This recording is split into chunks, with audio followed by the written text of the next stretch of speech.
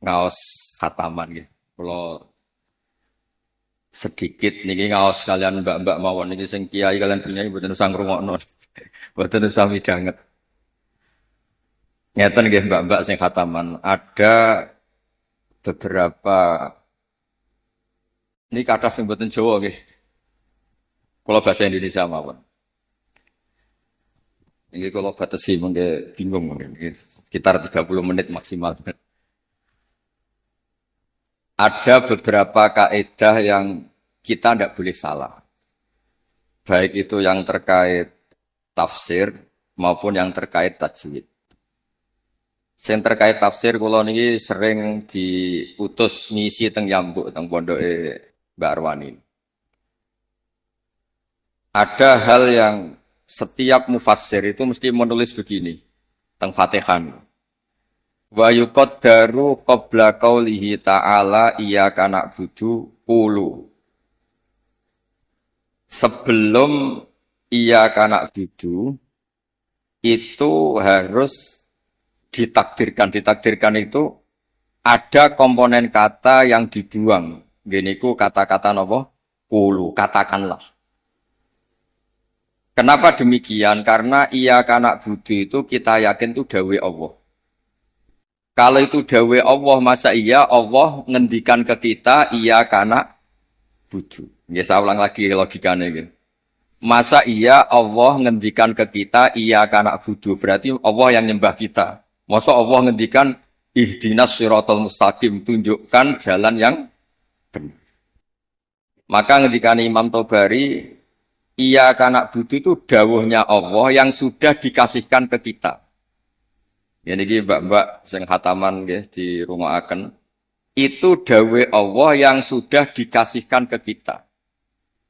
Cara Allah mengasihkan ke kita gimana? Allah bilang ke kita, wahai para hamba-hambaku, katakanlah iya kana budu. Wahai para hambaku, katakan dalam doa kamu ihdinas siratal mustaqim. Karena kalau itu kamu anggap masih kata-kata Allah yang tidak diberikan ke kita, berarti Allah ngendikan ke kita, iya karena itu kan bukan mungkin, masa iya Allah nyembah kita. Itu hal-hal yang menjadi lazim untuk ilmu tafsir yang kategorinya cara kula nggih pun fardhu ain, karena memang harus diketahui. Ya kalau baleni malih ya. Jadi ada ayat-ayat Allah yang sudah diberikan ke kita dan itu milik kita. Geniku misalnya napa iya kana abudu wa iya kanas. Itu adalah kalamullah, kalamnya Allah yang kira-kira begini Allah bilang ke kita, ulu kalian semua harus mengatakan iya kana abudu wa iya kanas. Dan ketika kalian berdoa harus mengatakan ihdinas siratal mustaqim. Nah sebab niku termasuk kelaziman dalam ngaji Quran selain tadi ilmu tafsir juga tajwid yang mendesak itu wakaf. Ini ki ngapunten sangat teng Gusmo teng ning elok kula tutu poin mawon karena kula niku pancen pantangan pidato ngisi ngeten pantangan. Siji nggih kula yakin Pak Yai pun saged didik santrine. Dadi mboten perlu ngurbano kula kan ngisi. Jadi ini cerita sing pokok-pokok mau. Yang harus mendesak sebelum tahu diroyahnya kajiannya itu adalah ngerti wakaf. Wakaf itu di Indonesia itu sudah ditandai sebetulnya sama lajnah. Saya termasuk yang dimintai pendapat sering mas. Tapi beberapa tradisi di Indonesia itu kan wakaf niku anut guru. Misalnya di tradisi sanad kita, misalnya di surat Yusuf, biasanya diwasolkan inna abana lafi dolalin mubin ini qatulu Yusuf awitrahu. Terus kita dikritik sama pihak-pihak Arab Saudi karena tradisi mereka kalau al-waqfu ala ru'usil ayi, wakaf di awal di akhir ayat itu baik. Tapi kita ngikuti tradisi guru-guru kita yang sudah melatih kita dengan makna. Sehingga kadang-kadang kita ini nggak nyaman, misalnya fawailul lil musallin, maka celaka bagi mereka yang apa? Salat. Itu kalau lil musallin berhenti, semaannya berhenti, atau anaknya rewel berhenti, hanya ditulis oleh malaikat. Ini mbak-mbak baca fawailul lil musallin, neraka wel atau kecelakaan bagi mereka yang salat. Sehingga terus diatur sedemikian rupa di era Mbak Arwani, Mbah Munawir, di era guru-guru kita, ditandai beberapa aturan ini nggak boleh wakaf, ini harus wasol. Tapi kemudian di era modern itu al-waqfu ala ru'usil ayi itu dianggap sunat, diyakini sunat. Nah, saya sendiri sebagai pribadi itu, yang penting tidak wakaf di hal-hal yang fatal. Saya cerita ini ada Gus Idror, menantu di sini dan putra guru saya Mbah Maimun. Mbah Maimun itu pernah ada anak-anak yasinan. Ketika yasinan jenis santri cepet-cepetan, fala yahzunka qauluhum. Terus diwasolkan, fala yahzunka qauluhum inna na'lamu ma yusirruna ma yu'linun. Itu keluar marah-marah. Duka besar. Karena ketika itu diwasolkan, ya kalau ngomong ulumul Quran dan pribadi matur. Ketika itu diwasolkan, maka inna na'lamu itu jadi makaulul kaulnya orang-orang kafir. Jadi fala yahzun mongko aja sampai nyusahno ka ing sira Muhammad apa kauluhum omongane wong kafir. Rupane omongan inna na'lamu ma yusirruna ma yu'linun kan fatal betul. Muhammad, engkau jangan risau atas komentar orang-orang kafir bahwa saya, Allah, kami, Allah ini tahu apa yang mereka sembunyikan maupun yang mereka perlihatkan. Maka di situ jelas harus wakaf. Fala yahzunka qauluhum. Muhammad, kamu jangan risau ocehan atau omongan orang-orang kafir yang ngomong kalau kamu itu tidak rasul. Qauluhum bi annaka lasta mursala. Terus qala ta'ala tasliyatan li nabihi inna na'lamu. Terus kemudian Allah menasihati nabinya, Muhammad kamu tidak usah susah atas komentar orang kafir karena inna na'lamu ma yusirruna wa ma yu'lin. Sebab itu benar-benar fatal ketika kita misalnya yasinan, ya terutama bapak yang sudah khotimat, yang sudah pinter. Kalau masyarakat kan penak. Masyarakat itu selalu menang. Penak, baru kayak rafaham itu kepenak. Malaikat yang ngisap ya males. Ngus maca Quran kok disalahno. Lane kula niku tak kenang saking Mbah Mun niku, aku iri hak wong bodho iku iri. Islame pas-pasan ra tau wedi suul khotimah. Kene wis kiai kaji tahajud witir cek wedi suul apa? Khotimah. Jadi wong awam mak penak pokoke Islam wis wae mati ya mati, ora tau kepikiran suul apa? Khotimah. Nah, mun kiai kados jenengan repot. Islam khusyuk ibadah cek donga ya wedi suul apa? Khotimah. Mohon kalau terang nomali. Di level ilmu, di level penelitian, itu memang masalah. Fala yahzunka qauluhum. Jadi yang benar itu ya waqaf fala yahzunka qauluhum. Kamu jangan susah, ya jangan susah, jangan dibikin susah oleh komentar orang-orang kafir bahwa kamu itu lasta mursala, kamu itu tidak rasul. Terus Allah memulai penjelasan, kamu tenang saja Muhammad, karena aku kata Allah inna na'lamu ma yusirruna wa ma yu'lin. Terus contoh malih misalnya begini. Yudkhilu may yasha'u fi rahmati. Kadang ada yang wakaf wa dzalimin. Itu kan berarti jadinya apa? Allah memasukkan rahmatnya orang-orang yang dikehendaki. Kalau kamu wasol kemudian wa dzalimin dan wakaf di wa dzalimin berarti apa? Dan Allah memasukkan orang-orang zalim di rahmatnya. Nah hal-hal seperti ini kalau suwun mbak-mbak memang meskipun misalnya kita diroyahnya gagal itu jangan sampai secara tilawah yang mutalakotan min afahil masyayah yang kita punya sanad itu jangan sampai tidak bisa. Karena itu sekali salah itu fatal. Makanya kata Ibnu Jazari wa ba'da tajwidi kalil hurufi la budda min ma'rifatil wuqufi. Saya berkali-kali kalau ngaji cerita kenapa Imam Asim meriwayati Hafiz itu ada saktah 4. Saktah 4 saja itu dikritik penggemar-penggemar Imam Asim. Sebetulnya bisa ratusan. Ya Alhamdulillah qiraatu Asim meriwayati Hafiz itu saktah hanya berapa? 4. Ini itu teng Kahfi, awal Kahfi, terus teng Yasin, terus wakilaman Rokin sama di surat Tatfif atau Mutafifin kalla balrona. Nah, kenapa ada sakta? Kulo sering cerita supaya ini tiang-tiang sing seneng Quran itu hati-hati. Memang harus sakta. Yaitu tadi misalnya orang-orang kafir bangun dari kubur dan dia nggak tahu yang bangunkan siapa karena dia kafir. Kalau kita mukmin kan tahu yang bangunkan itu apa. Ketika mereka bangun, mereka terus tanya, "Mam ba'atsana mim marqadina." Mantai sapa iku ba'atsa nangekno sapa man ing kita mim marqadina saking turu kita. Itu orang kafir mungkirul ba'si yang ingkari ba'at, tanya mam ba'atsana mim marqadina. Terus Allah menjawab bilisanil malaikah, hadza ma wa'adar rahman wa sadaqal. Karena yang awal ini kaulul mustafhim, orang tanya. Kemudian yang kedua itu kaulul mujawib yang jawab, maka harus disakta.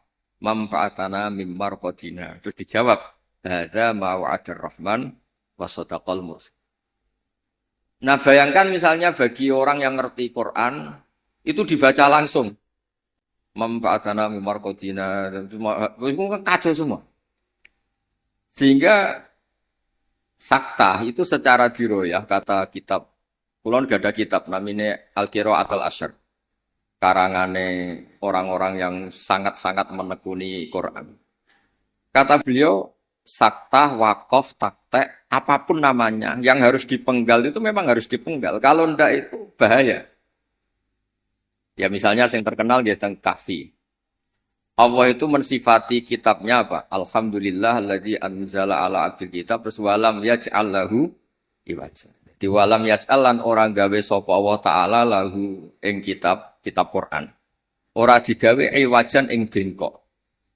Kalau kamu baca langsung qayyiman lan ora digawe ingkang jejeg. Berarti Quran itu ya ora bengkok, ya ora. Itu fatal betul. Tapi kalau jadi sakta, disaktahkan itu terus normal. Walam yaj'al lan orang gawe sapa Allah lahu ing Quran to maring Quran ora digawe iwajan ing bengkok. Sakta. Ora bengkok iku apa? Qayyiman. Tegese jejeg. Terus kata ulama-ulama dalam dialog seluruh dunia, tidak hanya di Arab, di seluruh dunia karena lughat itu rasanya sama, dzauqiyatul lughat itu sama, seluruh dunia sama. Saya misalnya bilang ke santri saya, "Cong jangan belikan sate, pecel, rawon." Pasti semuanya ini manhiyat. Cong, saya jangan belikan sate, pecel, rawon. Ini semuanya apa? Manhiyat. Enggak boleh. Tapi kalau kata-kata saya, Cong, jangan belikan sate, mandek, rawon. Berarti jangan belikan sate, tapi belikan rawon. Jadi berkahnya sakta itu tidak ada tasallutul amil. Amil yang depan itu tidak amal pada amil yang berikutnya. Jadi hanya walam yaj'al lahu iwaja. Ya iwaja saja yang jadi maf'ul bihnya yaj'al. Bukan qayyiman. Nah, hal seperti ini ulama itu sangat tahu, bukan sekedar tahu, sangat tahu. Sehingga terus ijtihadnya Imam Asim itu harus disakta. Nah, orang-orang perawi tajwid itu memang kadang-kadang hanya talaki. Talaki itu pokoknya anut guru. Sebetulnya juga harus dijelaskan sakta, waqaf, takta itu fungsinya sama. Yaitu kata-kata di depan yang harus terputus. Terus yang terakhir kalau contoh wakaf itu yang ini paling fatal, lebih fatal lagi karena bisa menyinggung banyak malaikat.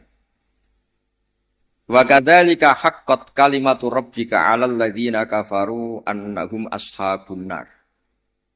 Allah sudah menitahkan secara pasti bahwa orang-orang kafir itu pasti ashabun nar, pasti penghuni neraka. Misalnya Anda wasol. Itu bisa berurusan dengan malaikat hamalatul arsy. Kalau Anda wasol berarti kan gini. Wa kadzalika haqqat kalimatu rabbika 'alal ladzina kafaru annahum ashabun naril ladzina yahmiluna al-arsha wa man hawlahu yusabbihuna bihamdi rabbihim. Itu kan fatal betul. Dan sudah kepastian Allah kalau orang-orang kafir itu ashabun nar, penduduk neraka. Siapa penduduk neraka itu? Alladzina yahmiluna al-arsha, yaitu malaikat-malaikat yang bawa apa? Ars. Jadi hal-hal seperti ini memang lani kula nggih syukur ditakdir radi ngalim nggih syukur. Dadi nek maca Quran niku malaikat itu gak gawok. Dianggap normal. Menawa cara kula dadi malaikat roh macane Quran mungkin nggih mbak-mbak sing rong pati ngaji. Diwaca digubut ya sementing ordere selesai khataman ini. Semaan sementing bar. Niku ya pancen masalah tenan. Karena tadi ada lafat-lafat atau kalimat atau untaian kata yang kalau diwasolkan itu masalah. Ashabun nar itu adalah orang-orang kafir. Sementara alladzina fil arsy itu terkibnya mubtada. Berarti begini yang benar. Alladzina utawa ngakeh utawa para malaikat akeh sing yahmiluna al-arsy sak teruse ku yustabbihuna bihamdi rabbihim wa yu'minuna bihi wa yastaghfiruna lil ladzina amanu. Kula suwun ning babak ngeten misale mbak-mbak buatan buatan kober diro ya. Gus kepengen nikah arep-arep payu nikah sudah serak kober diro. Soale ngaji kula nu ngertos sanate ning elok ngaos teng kene Ki Nawawi ngrukem ngaos teng kene Mbak Arwani. Ki Nawawi niku kancane bapak kula. Zaman sami-sami teng Kudus. Beliau dulu malah manggen teng pondok buyut kula, manggen teng Damaran Ki Nawawi ngrukem. Jadi ketika niki kula ngomong namun fokus ulumul Quran. Jadi terus dikaranglah kitab-kitab ulumul Quran yang spesial wakaf. Karena wakaf itu yang paling fatal kalau salah itu paling fatal. Ya ada soal misalnya wa kadzalika haqqat kalimatu rabbika 'alal ladzina kafaru annahum ashabun nar kok terusane diwasolno alladzina hamilunal ars. Itu malaikat aras bicara bener. Biasa semaan ngawur masuk malaikat hamalatul arsi jadi ashabun nar itu kan fatal. Garo-garo. Mulane donga mawon sampean. Mulane nek sampean Qur'ane fakofira bener maca sing cepet ae. Dadi malaikat ora kober nilai, mergo bingung terus. Dadi malaikat kaya sing nyemak, delok pojok etok. Karena sekali maca mbok jiwai jebule salah itu malah napa? Malah fatal. Mau niki sing kedua kalau cerita syifa. Quran itu syifa, obat atau solusi. Ini juga penting dijelaskan. Ketika kita nekuni ilmu astronomi atau falak, itu Quran cerita dan itu pasti benar karena bisa dibuktikan. Gini gue misalnya cerita asyamsu wal qamaru bihusban. Allah itu bikin matahari dan bikin rembulan itu untuk hitungan. Makanya ngendikane Allah di ayat lain huwallazi ja'ala asy-syamsa diya'an wal qamara nuran wa qaddarahu manazila li ta'lamu 'adadas sinina. Kemudian ada tahun Syamsiyah yang kebetulan terkenalnya di Indonesia itu tahun Masehiyah atau Miladiyah. Sebetulnya itu tahun Syamsiyah, enggak ada hubungannya dengan Miladiyah. Kemudian yang satunya Qamariyah. Sebetulnya ya Qamariyah. Karena yang Syamsiyah sudah milik sebelah, dikatakan Miladiyah, terus Sayyidina Umar itu memaklumatkan ya sudah yang Qamariyah katakan Hijriyah, sehingga kita ini punya. Makanya ada Miladiyah, ada apa? Hijriyah. Itu hakikatnya adalah Syamsiyah sama apa? Qamariyah. Sehingga peneliti astronomi itu juga suka sama Quran. Karena itu juga memenuhi hasrat mereka yang suka ilmu. Terus lasyamsu yambaghi laha an tudrikal qamara wal lailu sabiqun nahar dan seterusnya dan seterusnya. Kemudian ada orang itu juga suka sosiologi, suka ilmu sosial. Dan itu yang saya sering setiap misi di Jogja, mesti saya itu cerita ilmu sosial. Ilmu sosial itu kebetulan bapak sosiologi itu yang paling dikenal jenis Ibnu Khaldun. Punya kitab namanya Muqaddimatu Ibnu Khaldun. Kalau sinau tenanan, dia sinau tajribah, maksudnya penelitian sosial, juga sinau kitab-kitab. Kata Ibnu Khaldun begini, dan ini harus dihayati, dilakukan ketika mbak-mbak pulang. Andai kan Rasulullah SAW itu setiap hari bisa terbang Mekah Madinah, setiap hari Mi'raj. Tapi Nabi itu kikir misalnya, tentu ini misalnya. Kikir, setiap ketemu orang itu misoi, ketemu orang itu menyakiti, merugikan. Itu tetap tidak akan diikuti. Jadi misalnya kulon gadah kiai atau gadah konco, sing tiap hari itu terbang di Mekah, Jumatan ini Mekah, Wopo ini Mekah terbang betul numpak pesawat, ngirit keramat tapi ngirit. Tapi dia medit, nak diutang kulo ya orang nyaur, ketemu kulo misuh, tetap tidak saya hormat. Tapi kalau dia orang kebanyakan, nggak bisa terbang, nggak bisa apa, ambek kulo lomo, ambek kulo santo, nggak pernah merugikan saya, tetap saya hormat. Sehingga para pakar-pakar di seluruh dunia itu menghormati betul sisi sosiologi Quran. Gini kok Allah ngendikan tentang kekasih, Fabima rahmatim minallahi lintalagum walau kunta faddun ghalidhal qalbi lan faddu min hawlik. Muhammad, kamu dicintai orang banyak itu karena layyinal janib. Kamu itu santun, kamu itu menarik, kamu itu simpatik. Walau kunta faddun ghalidhal qalbi lan faddu min hawlik. Kalau kamu itu angkuh, keras hati, orang sekeliling kamu pasti bubar. Misalnya kula nu wonten Zahid, bedino iso terbang ning Mekah. Bariku kok nyolong pitik kula, tetep tak ora tak arani maling, ora tak arani wong keramat, tapi tak arani maling. Wong iso terbang Mekah tapi wong nyolong pitik tetep tak arani maling, mboten tak arani tiyang napa? Tapi ra iso terbang ning Mekah, tapi ngekeki sampean alpat, tetep ki matur nuwun wong apik. Nah, sehingga ini ngendikan ulama, bukan ngendikan kula. Sehingga mukjizatnya Nabi Muhammad SAW itu ya peradaban itu. Bu istuli utamima makarimal akhlak. Peradaban. Yaitu mukjizat Nabi terbesar ya peradaban itu. Sehingga kenangannya orang-orang kafir masuk Islam mesti tanya, kenapa kamu Islam? Saya ini kenal, nyebutnya masih jangkar, saya ini kenal Muhammad tuh lama. Dan kenangan saya itu layak dibu alan nas. Dia tidak pernah bohong pada manusia. Fala yakdiba alaqa. Makanya Islamnya orang Islam dulu itu unik. Yang Islam itu teman dekat semua. Bojone sampean, mbak-mbak iso ben ati bojo, orang-orang ngandel wis sing lanang.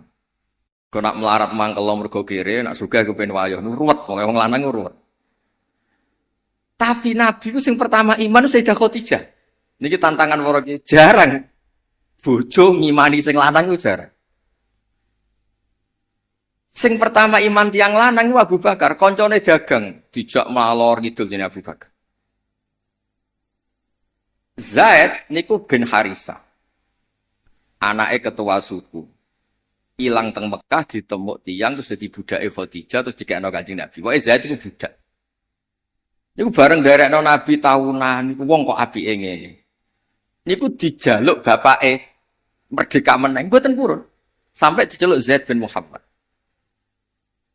Intinya ngeten, Islam itu apa? Dawe pangeran amlam ya'rifu rasulahum fahum lahum munkirun. Muhammad ini figur yang saya lepas dan Anda bisa ngecek bapaknya siapa, keluarganya siapa, perilaku sosialnya kayak apa, punya reputasi bohong apa enggak, punya. Makanya ketika Nabi pertama dakwah, lau akhbartukum, ara'aitum lau akhbartukum.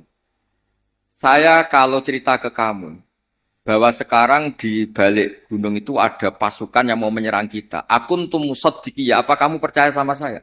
Semua zaman itu jawab, ma jarrabna alaika kadiban. Muhammad, selama ini saya tidak pernah kamu itu bohong. Sehingga ketika Nabi memaklumatkan diri jadi Nabi, yang pertama-pertama beriman ya Sayyidah Khadijah, Abu Bakar. Karena ya alasannya, selama ini kenangan saya itu gak pernah dibohongi Muhammad. Kalau dia tidak bohong sama manusia, maka tidak akan bohong sama Allah Subhanahu wa ta'ala. Sehingga mukjizatnya Hadaddin itu ya peradaban itu. Ya saya ulangi, mukjizatnya Hadaddin ya peradaban. Sehingga agama ini dibawa mulai Rasulullah sampai Wali Songo sampai sekarang. Kiai yang diikuti orang banyak ya yang peradabannya baik. Baik itu bisa manfaat atau paling tidak merugikan orang lain. Coba kalau saya misalnya jadi kiai terus dapat mukjizat tongkatnya Nabi Musa, itu untuk apa? Coba? Bingung kan? Tak sebelah no segoro nak ramandi yo isin. Terus nak mandi yo dikomplain pas iku kapal-kapal tongkang. Terus rusak kabeh kan, ono kapal feri, kapal tongkang, kapal pesiar gara-gara kula latihan jaduk malah tenggelam kabeh kok ono nabi kon ganti rugi kan malah repot. Lah nak ramandi jarene ora mandi. Tapi hadal Quran kata semua ulama bukan satu, semua Quran. Mukjizatu Rasulullah SAW paling top di Quran. Apa itu? Jadi ku peradaban. Kalau nu sering cerita tentang santri-santri. Kamu punya teman Zaid. Ketika berteman dengan kamu, Zaid ini miskin. Kamu kasih uang, kamu santuni, kamu sayangi. Itu ketika dia jadi menteri atau pejabat di Jakarta, kamu ketemu itu pede. Karena apa? Hubungan kamu itu yunfikun. Al-yadul ulya khairum al-yadis sufla. Makanya pertama Quran itu cerita orang baik itu siapa? Wa mimma razaqnahum yunfikun. Jadi orang medit itu mangkel lo tenan. Saya hidup di Jogja lama, sering teng Jakarta. Saya tuh merasa dilindungi itu ya oleh konsep sosial Quran. Kalau ketemu orang itu gimana? Alladzina yunfikuna fis-sarra wa dharra. Usahakan kalau ketemu orang lain itu berkontribusi. Ketika kecewa wal kadhiminal ghaidha. Ketika kecewa itu ya tidak usah meledak-ledak terus miso-miso maksudno. Maksudno nak ra mandi yo isin, nak mandi ngrugekno wong Islam. Jadi kemungkinan dua-duanya itu buruk. Ya nak ramadisin, nak mandi ngrugekno wis. Terus wal afina anin nas, ketika kecewa itu mudah memaafkan. Semua orang yang diterima banyak orang, itu pasti ya itu. Dia dermawan, paling tidak merugikan orang lain. Ketika kecewa wal kadhimin al itu bisa mengendalikan emosi wal afina anin nas. Sebab itu saran kula terakhir teng Mbak kula boten kepengen ngaji sing aneh-aneh ini sing otoritatif. Sayyidina Ali itu kalau ngandani orang masalah sosial itu gampang. Kata beliau, ahsin man syi'ta takun amiro. Kamu baik saja sama seseorang, pasti kamu jadi pemimpinnya. Kita misalnya pergi, misalnya pakai Innova. Innova itu milik kita, sing melok numpang ya tetep mbok warungno, kamu baik, takun amiro. Pasti kamu pemimpinnya, karena kamu al-muhsin yang baik. Terus, wahtas ilaman syi'ta takun asiro. Silakan aja jadi orang murahan. Ketemu menteri ingin dikasih uang, ketemu kiai ingin dikasih uang, ketemu teman kepengen dikasih. Takun asiro, pasti kamu jadi pecundang. Wastaghni amman syi'ta takun nadhiro. Kamu jangan pernah butuh sama orang lain, maka kamu akan setara. Karena kita tidak butuh dia, kita setara. Orang itu sampai nyuwun sewu murahan dan tidak punya harga diri karena sering butuh sama orang lain. Kalau enggak, pasti kita setara. Nah itu, ileng-ileng apa? Ahsin man syi'ta takun amiro. Wahtas ila man syi'ta takun asiro. Wastaghni amman syi'ta takun nadhiro. Sehingga ketika Islam dibawa ke Eropa oleh Abdurrahman Dakhil, Bani Umayyah, dan Islam dibawa kemana-mana, termasuk Wali Songo di Jawa, di Indonesia. Itu mesti yang ditontonkan, yang disejarahkan, mesti hal-hal sosial. Kayak Sunan Giri ya terkenal. Kayak klambi wong sing wudo, kayak mangan wong sing lesu, kayak tongkat wong sing wuto. Mesti filosofinya semuanya sosial. Dan sosial ini yang akan ngawal kita ila yaumil. Makanya kalau suwun pun boten usah bayangno wiridan terus dadekno jenengan keramat boten. Kula bolak-balik matur teng semua kesempatan ngaji dawuh Ibnu Khaldun, hadza Rasulullah ahabbul khalqi ilallah. Ini Rasulullah, orang paling dicintai Allah. Itu saja kena kitab, walaupun tafadzun ghalidhal qalbi lan faddu min khair. Rasulullah sing man uyida bil kauni kulli, orang yang bisa memanfaatkan alam raya ini sebagai mukjizatnya. Nabi bisa ngendikan sama kata, Nabi bisa ngendikan sama dob. Waddob wal ghazala yasyadani laka birrisalah. Hewan-hewan yang enggak bisa ngomong itu sakit ngomong, menyaksikan kalau Nabi itu Rasul. Batu bebatuan di Mekah salam sama Nabi. Kalau engkau ini ya Rasulullah. Itu pun kalau Nabi salah secara sosial, misalnya Nabi kok senang misoh, senang merugikan orang lain, itu tetap lan faddu min khaliq. Orang akan bubar. Makanya ketika Ibnu Khaldun, hadza Rasulullah ahabbul khalqi ilallah. Itu saja kena aturan harus sosialnya baik. Kalau ndak lan faddu min khaliq. Jadi walaupun tafadzun khalidal qalbi lan faddu min khaliq.